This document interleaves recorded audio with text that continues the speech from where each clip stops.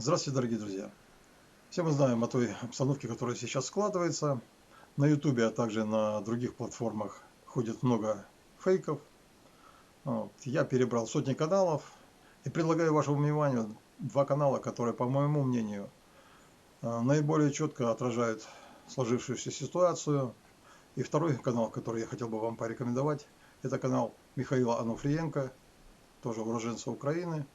Смотрим, подписываемся. Этот короткий материал посвящен попыткам объяснить тем, кто протестует сейчас в занятых русскими войсками городах, о том, что их ждет. Если кто-то не понимает, вот давайте отбросим в сторону политические разногласия, убеждения, взгляды тех или иных людей. Я могу поделиться своим опытом. Сейчас безотносительно идеологии и всего, кто прав, кто виноват.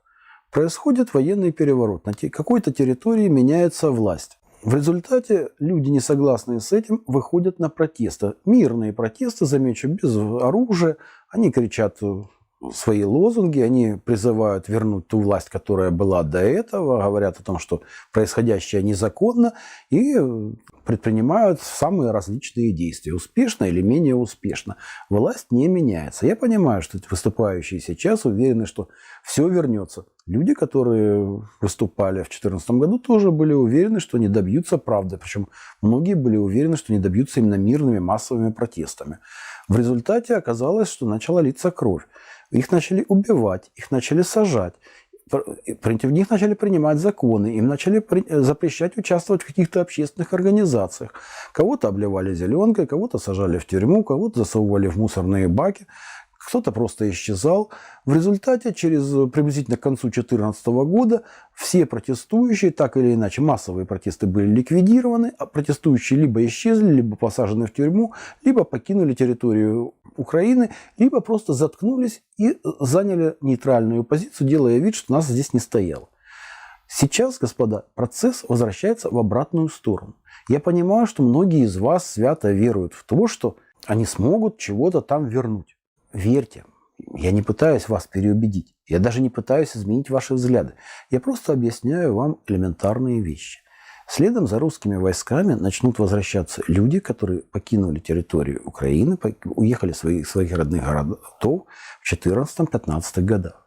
Вернутся люди, а их около 10 тысяч только харьковчан, которые воевали на Донбассе, воевали против вас. У них к вам большие счеты, личные счеты. Этих людей очень много, намного больше, чем вас. Если говорить о Харькове, например, или Одессе, то, безусловно, много. Потому что те, кто сегодня живут в Одессе или в Харькове, очень многие уедут. Это по наехе последних 8 лет. Останутся местные городские сумасшедшие, которые свято верили в желтобалакитное царство их ценностей. Сейчас эти ценности будут ликвидироваться. Вернутся люди, у которых к вам большие счеты, которые все эти 8 лет составляли тщательно списки тех лиц, к которым у них есть претензии. Безусловно, это произойдет не сегодня и не завтра. Это произойдет через месяц, через 2, через 3. Мало того, начнутся счеты и у тех, кто сейчас живет в Харькове, к тем, кто пытается им изгадить жизнь. Потому что в конечном итоге, когда власть поменяется и устаканится, начнут скрываться все преступления, которые вы совершили за эти 8 лет, а их совершено много.